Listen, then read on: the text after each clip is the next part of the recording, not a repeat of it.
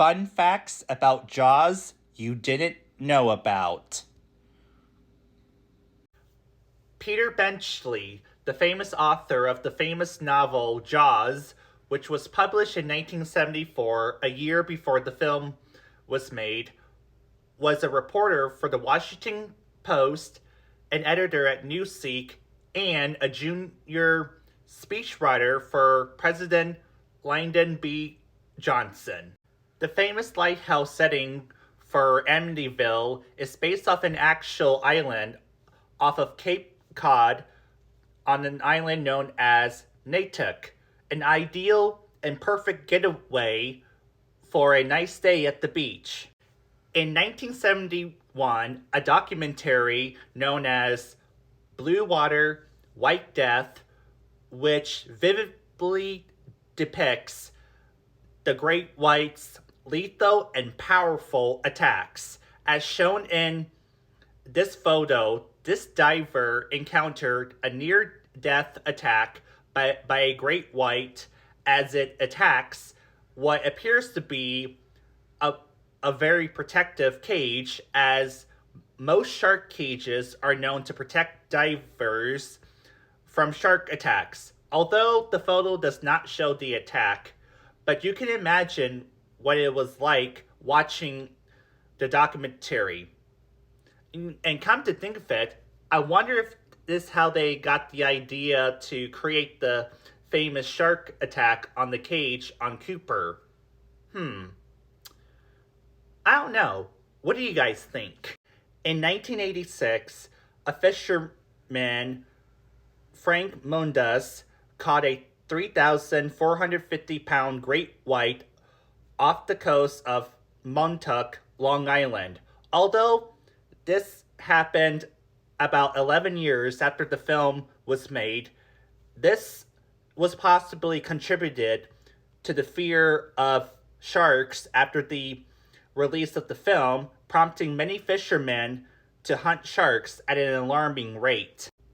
In the shores of New Jersey, on July of 1916, a terrifying shark attack had occurred, which also inspired the making of Jaws. The difference between the film and the real-life shark attack, the shark in Jaws was a great white, and the shark that was caught and killed was a bull shark. Now, even though the real-life shark attack is not as terrifying as the film, but back in 1916, it was one of the most horrific and tragic and historical event to have ever occurred. And in fact, many citizens of New Jersey set out to kill the sharks with vengeance.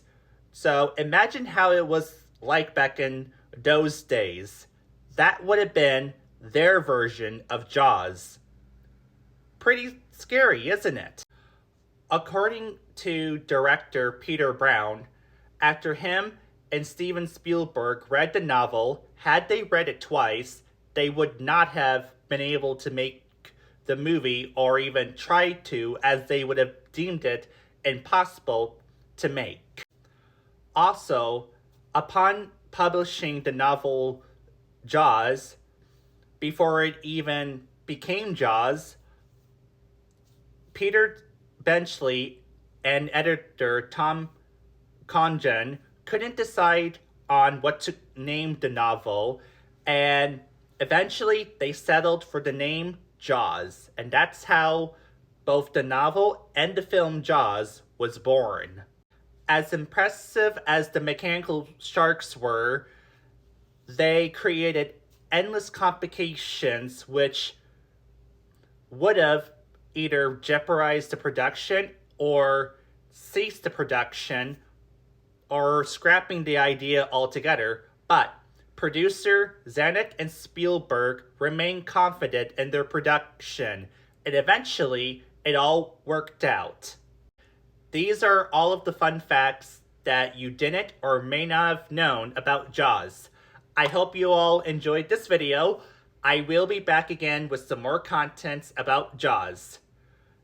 And also, if you have any suggestions on what type of movies that you would like for me to talk about, drop your suggestions in the comments, and I will surely create videos based upon your request.